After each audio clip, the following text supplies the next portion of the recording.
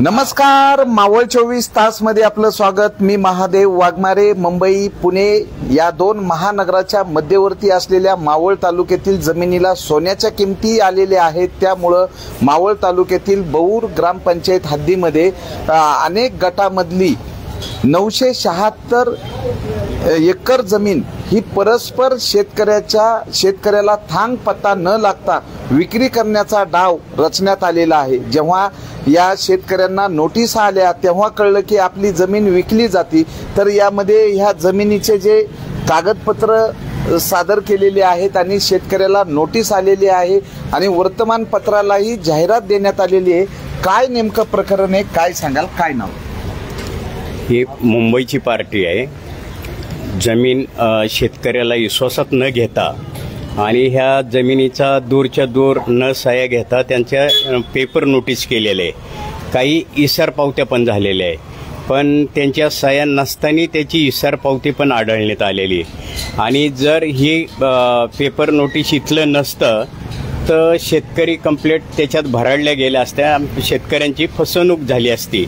म्हणून प्रत्येक शेतकऱ्यांनी ही काळजी घेऊन पोलीस स्टेशनला वारंवार येऊन त्याच्यावरती पाठपुरावा करून त्याच्यावरती कारवाई व्हावं म्हणून सगळे एकत्र येऊन आज जमिनीच्या गैरव्यवहार इथून पुढे कधी होऊ नये, शेतकरी गडबडून गेलेला आहे म्हणून शेतकऱ्याला दिलासा यावा म्हणून त्यांचा हे राहावा विश्वास राहिला नाहीये ह्या सगळ्या गोष्टीवरती, म्हणून शेतकरी पोलीस स्टेशन पर्यंत पोहोचलेला आहे। बरं, यामध्ये तुमच्याकडे जो हा कागद आहे कोणाकोणाची नावं आहेत, काय सांगाल?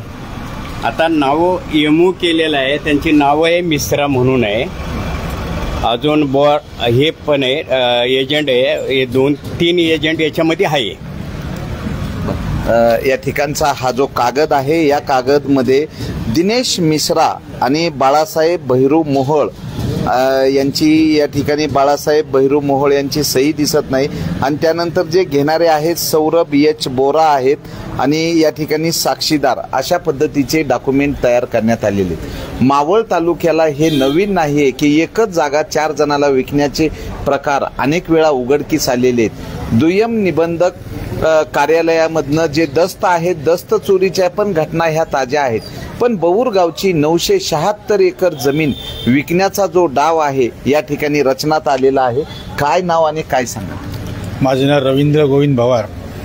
गावामधनं जे काही 3-4 एजंट तयार झालेले आहेत त्या मिश्राला पकडून, आणि बोरा म्हणून जी पार्टी आहे त्या एजंटचं नाव बाळू भैरू मोहोळ, दुसरा लहू मस्के, भरत दाभाडे आणि दशरथ टोंबरे या लोकांची संपर्क साधून गावाला उद्ध्वस्त करायचं प्लॅनिंग चालू आहे। पेपर नोटीस दिल्यानंतर गाववाल्यांना ते समजलं आणि त्याच्यानंतर गाव पण जागे झाले ना, तिथून पुढे पोलीस स्टेशनला जाऊन सगळे पुढची माहिती आम्ही पोलीस स्टेशनला दिलेली आहे। त्याच्यानंतर तो मिश्रा रोज आज येतो उद्या येतो असं त्याचं काम चालू आहे, तो काही यायला मागत नाही। त्याची बी इथं काहीतरी हातमिळवणी झाल्यासारखी आम्हाला शंका यायला लागलेली आहे।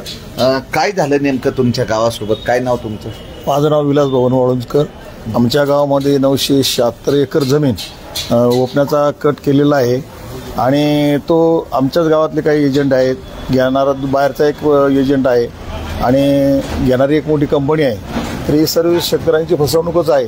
तरी कोणत्याही शेतकऱ्याला विश्वासात न घेता किंवा कोणताही डॉक्युमेंट कुणाला विचारलं नाही किंवा कुणाच्या सह्या नाहीत, काही लोकांच्या स्वतःहून सह्या केलेल्या आहेत, असा काशीनाथ वायभट यांचं आता पोलीस स्टेशनला प्रत्यक्षात त्यांची प्रत दिसली, त्यांची डुप्लिकेट सही करून त्यांच्या नावाचा चेक तयार केलेला आहे। त्यांना तो भेटलेला नाही किंवा त्यांनी कुठेही सही केलेली नाही आणि असं असताना सुद्धा हे परस्पर व्यवहार होतोय, शेतकऱ्याला कोणत्या माहीत नाही आणि परस्पर अशी सर्व शेतकरी सर्वसामान्य शेतकऱ्याची फसवणूक होतीये।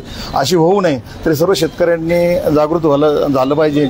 आता हे पेपर नोटीस झाल्याच्या नंतरच हे सर्व माहीत पडलेलं आहे। असं परस्पर व्यवहार झाल्याच्या नंतर शेतकरी उद्ध्वस्त होईल, मग असे कुणावर वाईट वेळ येऊ नये आणि एजंट लोकांनी असे गैरकृत्य करू नये अशी माझी त्यांना विनंती आहे। काय नाव तुमचं, काय सांगाल? भुवन अर्जुन ठोंबरे। गावामध्ये जे काही हे एजंट लोकांनी हे काय सातबारा सगळ्या एजन्सी करण्याचा घाट घातला। 976 एकर जमिनीची विक्री करण्यासाठी काढली होती। त्याच्यामध्ये शेतकऱ्यांना न विश्वासात घेता पेपर नोटीस, पहिल्या 2 पेपर नोटीस, तिसरी पेपर नोटीस करून त्यांनी जे शेतकऱ्यांची फसवणूक केली त्याच्यासाठी सगळ्यांच्या गावाच्या वतीने आणि पोलीस स्टेशनला आम्ही वेळोवेळी 3 वेळा तक्रारी दिल्यात आणि सर्वांच्या वतीने गावकऱ्यांच्या वतीने त्यांच्यावरती कारवाई व्हावी हीच आमची गावकऱ्यांची इच्छा आहे. आणि रवी आबाने ज्यांची जी नावं सांगितली ते सर्व एजंट याच्यामध्ये सहभागी आहेत.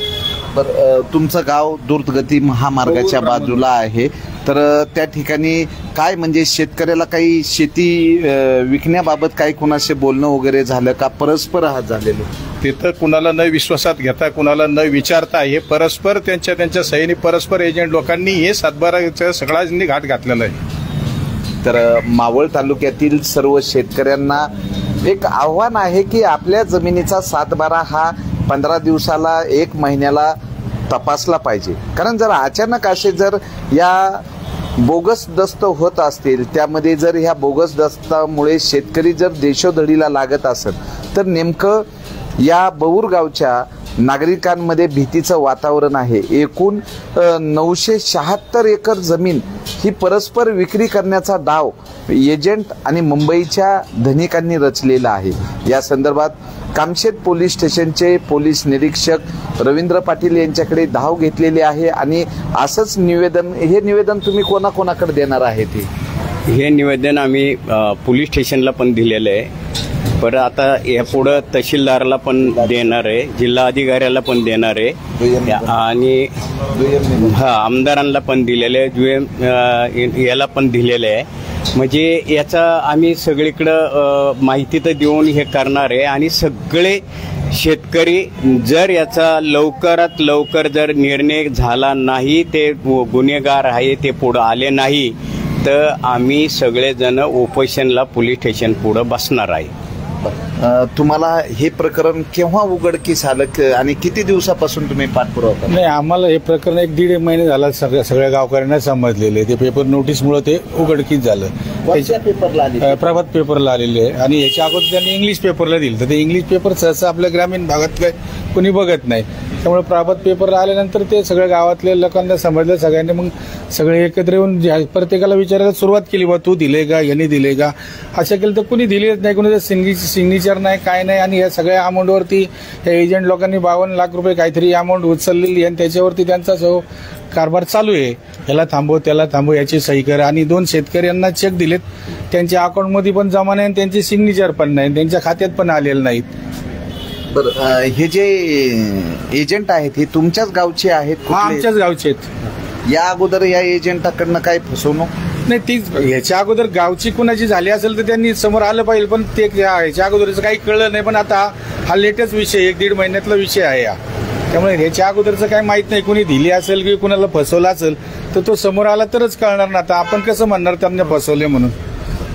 तर बौर ब्राह्मणवाडी या गावचे लोक एकवटलेले आहेत आणि यांची एकूण 976 एकर जमीन विकण्याचा घाट आणि हा जो डाव हा ग्रामस्थांनी उधळून लावलेला आहे.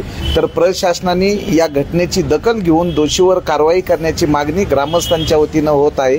अन्यथा आमरण उपोषण करण्याचा ग्रामस्थांनी इशारा दिलेला आहे. तर बघूयात प्रशासन शेतकऱ्यांची जमीन ही परस्पर विकणाऱ्या एजंटवर आणि जो धनिक आहे यावर काय कारवाई होती का? शेतकऱ्याला बेघर होताना प्रशासन त्यांच्याशी सामील होतंय असा प्रश्न ग्रामस्थांच्या वतीनं उपस्थित केला जातोय. मावळ 24 तास प्रतिनिधी महादेव वाघमारे, धन्यवाद.